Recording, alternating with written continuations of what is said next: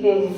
इनमें से जितने भी शिक्षकगण हैं बहुत ही चेहरे चेंज हो गए हैं, लेकिन एक हमारे बीच बैठे हुए हैं जिनसे हमने शिक्षा ग्रहण किया है, अनीता दीदी जी। एक बार आप खड़ी हो जाए अनीता दीदी जी। ममता दीदी जी फारिसगंज में थी, लेकिन खेल के दौरान हमारा बहुत ज़्यादा उन्होंने मार्गदर्शन किया है। आज आप लोगों के समक्ष ये टॉपिक रखा गया है कि बालिकाओं में व्यक्तित्व विकास कैसे हो, क्या होना चाहिए जिससे बालिका हर एक क्षेत्र में अपनी पहचान बना सके। ये कहना मुश्किल बिल्कुल नहीं है, क्योंकि आप जिस संस्था से जुड़े हैं, विद्या भारती संस्था, वहाँ सारी गतिविधियां कराई जाती है। सिर्फ आप उसमें बढ़ चढ़कर हिस्सा लें। आज मैंने जो भी प्राप्त किया है वो अपने परिवार और दूसरा परिवार हमारा विद्यालय, उनसे ही सीखकर उनके ही आयोजित कार्यक्रम में हिस्सा लेकर मैं आज आप लोगों के समक्ष उपस्थित हूँ। ऐसा कुछ नहीं होता है बेटा कि हम कुछ अलग किए हुए हैं या आप कुछ अलग कर जाते हैं, ऐसा कुछ भी नहीं होता है। सबके लिए समान अवसर होते हैं, बस आपके करने के जुनून पर निर्भर करता है कि आप किस तरीके से लेते हो, किस तरीके से शिक्षक की बातों को सुनते हो, किस तरीके से अपने माता पिता की बातों को सुनते हो और जीवन में उस चीज को आत्मसात करने की कोशिश करते हो, मतलब उतारने की कोशिश करते हो। अभी अभी आपके समक्ष शर्मिला दीदी जी ने सारी बातें कह गई कि व्यक्तित्व के तौर पर हम किन कथाओं को पढ़ते हैं, जानते हैं, या हम पूर्वजों के माध्यम से या हमें हमारे बड़े बुजुर्गों के माध्यम से सुनने को मिलता है, हमारे पुराण के किस्से, महापुराणों से।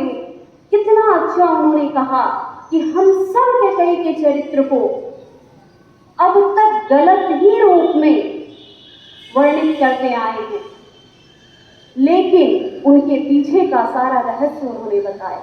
उन्होंने ये भी बताया कि कुछ जो आपके व्यक्तित्व होते हैं वो जन्मजात होते हैं। जैसे कहते हैं ना कि लिंग और लैंगिक, सेक्स और जेंडर दो डिफरेंट वर्ड हैं। बहुत लोग इनको समझने में असमर्थ हैं कि क्या लिंग और लैंगिक में विभिन्नताएं हैं।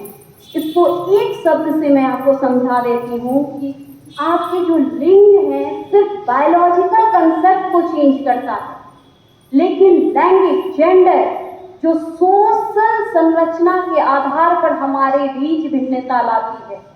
जैसे घर में भी सुनेंगे कि जब आप बहुत अच्छा काम करते हैं ना, तो लोग आपको शाबाशी के रूप में कभी ये नहीं कहते हैं कि बेटी तुमने बहुत अच्छा काम किया, वाह बेटा तुमने बहुत अच्छा काम किया। ये क्या है?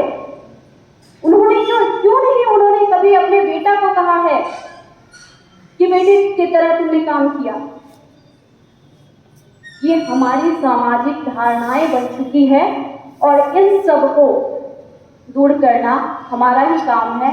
और आज का जो मुख्य प्रकरण आपके समक्ष रखा गया है, बालिकाओं में व्यक्तित्व विकास, इस चीज को ध्यान में रखते हुए हम इन सब सामाजिक धारणाएं को दूर कर सकते हैं। तो जैसा कि सब कुछ शर्मिला दीदी जी ने बता ही दिया है, सबसे पहले आप थोड़ा सा जान लें कि व्यक्तित्व, इतना सुन रहे हैं व्यक्तित्व व्यक्तित्व व्यक्तित्व, आखिर व्यक्तित्व है क्या?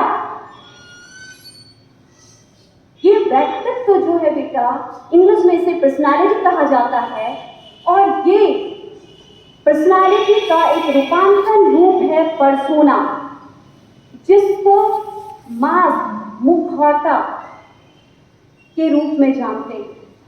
आप लोग भी कभी कभी विद्यालय परिसर में बेसिकली शनिवार के दिन जब लंच के बाद कार्यक्रम आयोजित की जाती है, तो कभी कभी आप लोग नाटक मंचन करते होंगे। उस नाटक मंचन में अलग अलग किरदार आपको दिए जाते हैं।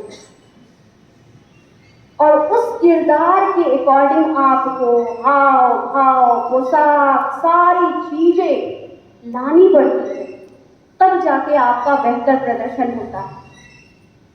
तो सेम वही चीजें है व्यक्तित्व का, कि आप अपनी सामाजिक मान्यताओं और परंपरा के अनुसार क्या कार्य कर रहे हैं, क्या अपने व्यवहार में चेंजेस ला रहे हैं, बदलाव ला रहे हैं, वही व्यक्तित्व है।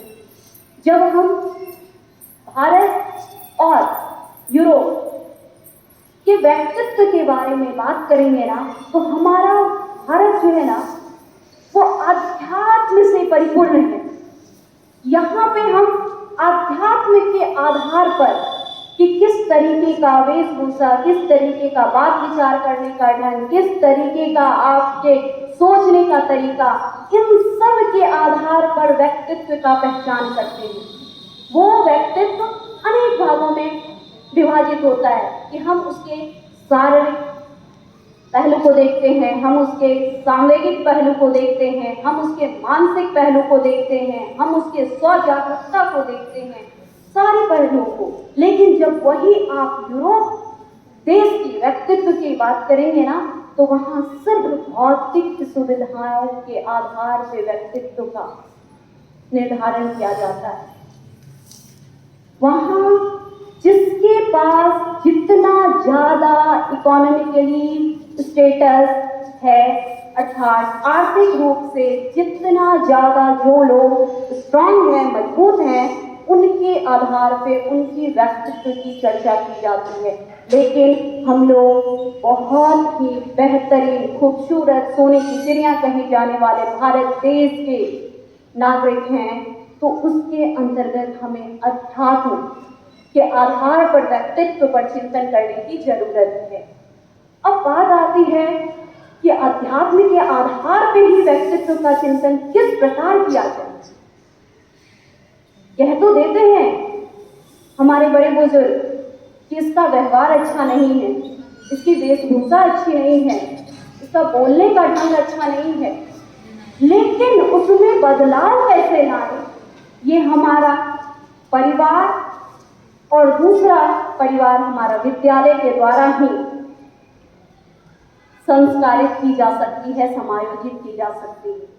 आपके विद्या भारती संस्था में जब आप इस विद्यालय आते होंगे तो आपको देखने को मिलता होगा कि स्टार्टिंग से लेके जब आपकी प्रेयर एक्टिविटी होती है और लास्ट में घर जाते समय आपके राष्ट्रगान, नेशनल एंथम तक की एक्टिविटी को आप बखूबी एक वर्डन के रूप में ना लें कि एक भोजन मंत्र भी, भोजन के समय भी इतना बड़ा सा भोजन मंत्र हो रहा है, प्रार्थना सभा के समय ही इतना ज्यादा प्रार्थनाएं हो रही है, बाकी स्कूल में तो नहीं होता है।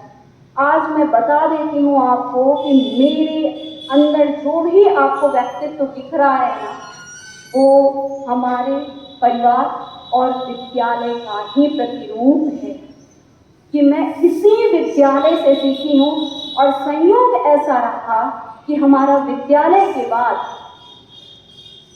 जो शिक्षा दीक्षा हुई है वो भी बहुत ही बेहतरीन और खूबसूरत जगह से हुई है, वनस्थली विद्यापीठ राजस्थान। जो चीजें हमने यहाँ सीखी थी